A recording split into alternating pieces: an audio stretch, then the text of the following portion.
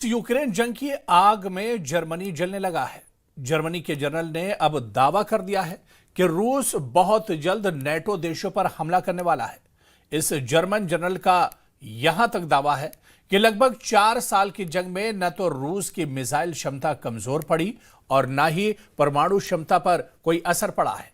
ऐसे में कयास लगाए जा रहे हैं कि पुतिन के परमाणु तेवरों को देखने के बाद से नेटो की हालत खराब होने लगी है। देखिए।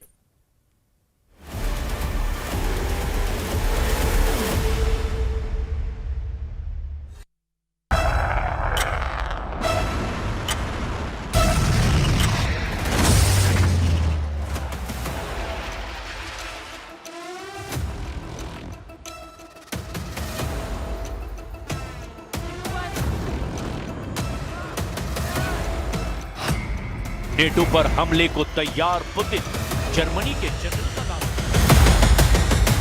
15 अगस्त 2025 को अलास्का में राष्ट्रपति ट्रंप से राष्ट्रपति पुतिन की मीटिंग के बाद से पुतिन ने 21 अगस्त से जो कोहराम यूक्रेन में मचाना शुरू किया है, उससे यूक्रेन, यूरोप और नेटो के होश फाख्ता हो गए हैं।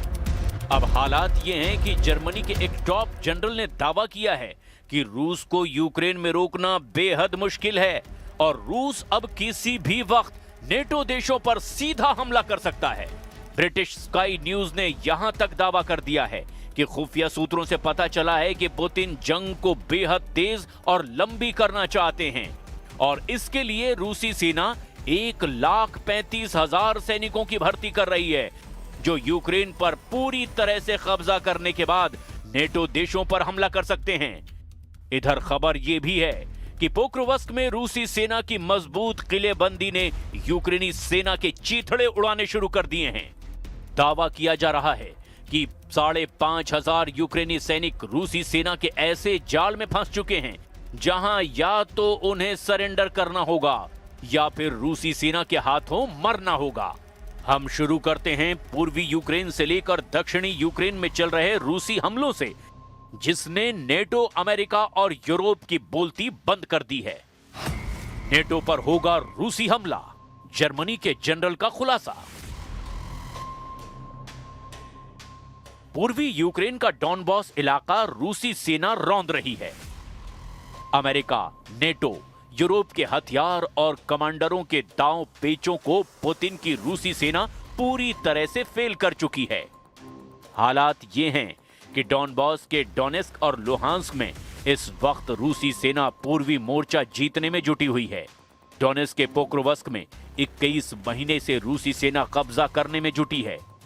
आज यूक्रेन के पोक्रोवस्क में जेलेंस्की के साथ साथ राष्ट्रपति ट्रंप, नेटो चीफ मार्क रूटे समेत 32 देशों के राष्ट्र प्रमुखों की भी साख पर ऐसा बट्टा लग रहा है कि पूरा नेटो बिलबिलाने लगा है। यकीन करना मुश्किल है, लेकिन रूस ने पूर्वी यूक्रेन के सबसे मजबूत गढ़ में से एक पोक्रोवस्क में यूक्रेन और नेटो को धूल चटा दी है। और यही वजह है कि अब नेटो देश जर्मनी के एक top commander lieutenant general Alexander Sollfrank ने दावा किया कि पुतिन के रूस के तेवर बेहद खतरनाक हैं। जर्मनी के लेफ्टिनेंट जनरल अलेक्जेंडर सोलफ्रैंक ने खुफिया रिपोर्ट के आधार पर दावा किया कि रूस कल तक नेटो पर हमला करने में सक्षम होगा। रूस किसी भी समय नेटो क्षेत्र पर सीमित रूप से हमला कर सकता है। लेफ्टिनेंट जनरल अलेक्जेंडर सोलफ्रैंक ने कहा, अगर आप रूस की वर्तमान क्षमताओं और युद्ध शक्ति को देखें तो रूस कल तक नेटो क्षेत्र पर एक छोटे पैमाने पर हमला कर सकता है। जनरल सोलफ्रैंक जर्मनी की संयुक्त अभियान कमान के प्रमुख हैं और रक्षा योजना की देखरेख करते हैं, जिन्होंने खुफिया रिपोर्ट के हिसाब से यह दावा किया कि रूस 2029 तक 32 सदस्यों वाले नेटो पर बड़े पैमाने पर हमला कर सकता है। सोलफ्रैंक ने कहा कि रूस की वायुसेना अभी भी मजबूत है और उसके परमाणु और मिसाइल बलों पर कोई असर नहीं पड़ा है। लेफ्टिनेंट जनरल अलेक्जेंडर सोलफ्रैंक ने आगे कहा कि रूसी काला सागर बेड़े को काफी नुकसान हुआ है, लेकिन दूसरे रूसी बेड़े कम नहीं हुए हैं।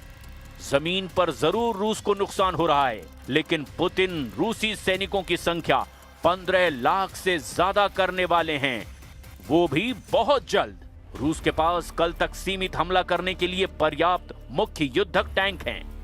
हालांकि व्लादिमीर पुतिन ने इस तरह की योजनाओं से इनकार किया और जोर देकर कहा कि मॉस्को का यूक्रेन पर पूर्ण आक्रमण वास्तव में नेटो के विस्तार के खिलाफ बचाव के लिए था।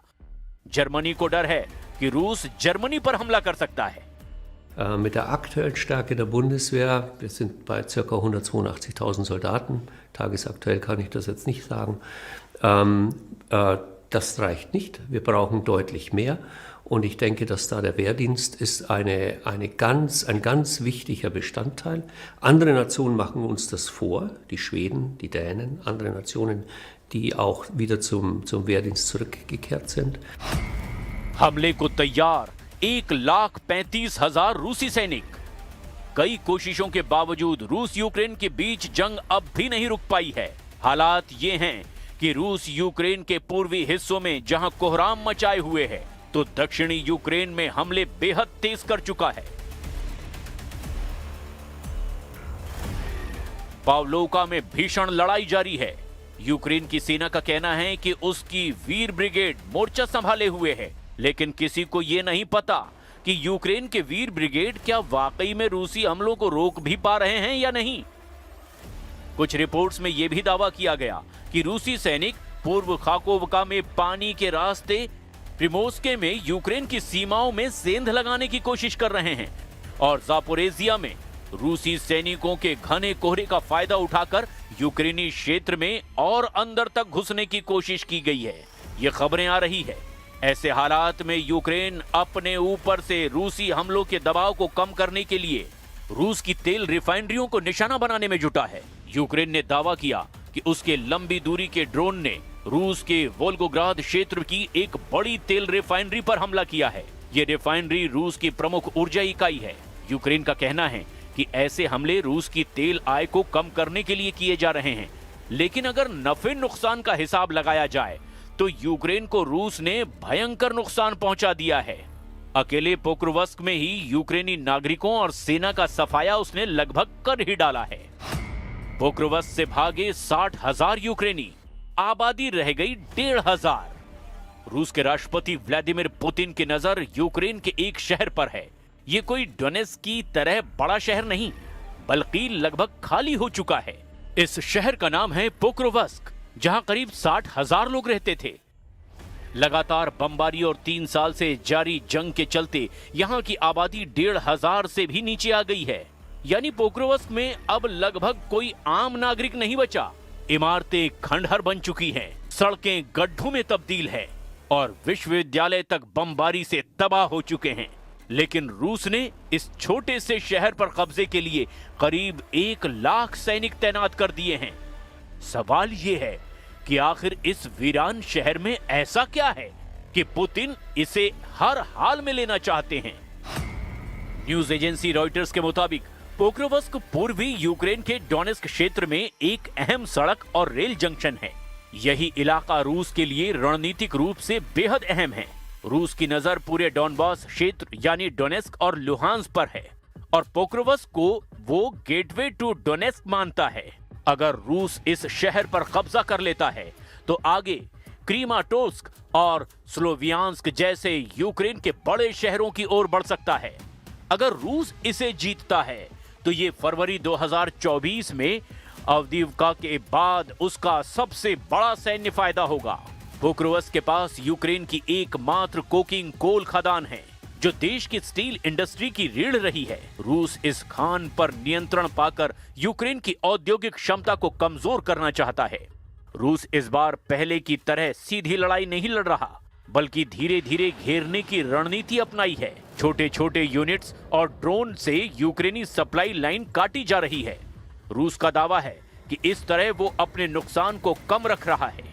यूक्रेन का कहना है कि उसने अब भी शहर के कई हिस्सों पर नियंत्रण बना रखा है और रूसी फौजों को भारी नुकसान झेलना पड़ रहा है। रूसी सेना का दावा है कि उसने यूक्रेनी सैनिकों को शहर के कुछ हिस्सों में घेर लिया है, जबकि कीव कह रहा है कि अभी तक कोई इलाका पूरी तरह से रूस के नियंत्रण में नहीं गया। लेकिन अब कई स्वतंत्र इंटरनेशनल मीडिया की रिपोर्ट जारी की गई है जिसमें दावा किया गया है कि रूस कभी भी पोक्रोवस्क पर पूर्ण कब्जा कर सकता है क्योंकि अमेरिका और नेटो के हथियार रूसी सेना के हमलों के सामने फेल साबित हुए हैं। Zweitens ist es sehr wichtig zu verstehen, dass der Operationsplan Deutschland dafür da ist, dass wir NATO-Truppen, internationale Truppen möglichst schnell, möglichst gut, möglichst geordnet durch Deutschland zu führen, an die richtige Stelle an der Ostflanke, damit Russland nochmal signalisiert werden kann, Achtung, wage es nicht, uns anzugreifen, wir sind vorbereitet. टुकड़े टुकड़े Ukraine का leopard tank live. Ukraine को Germany से मिले leopard tank रूसी निशाने पर पूरी तरह से आ चुके हैं। हम आपको लैपर्ड टैंक में बैठे यूक्रेनी कमांडर और उसके टैंक की तबाही की वो रिपोर्ट बता रहे हैं जो साबित करती है कि रूसी सेना के सामने जर्मनी के टैंक फुस साबित हो रहे हैं। यूक्रेन की राजधानी कीव के रहने वाले 28 साल के कैप्टन अलेक्जेंडर लैपर्ड टैंक के केबिन में बैठा था। भयानक आवाज के साथ लैपर्ड टैंक के हैच पर सीधा हमला किया। रूसी ऑपरेटर सर्गेई इस ड्रोन को डोनेट्स्क के एक गुप्त बंकर से कंट्रोल कर रहे थे।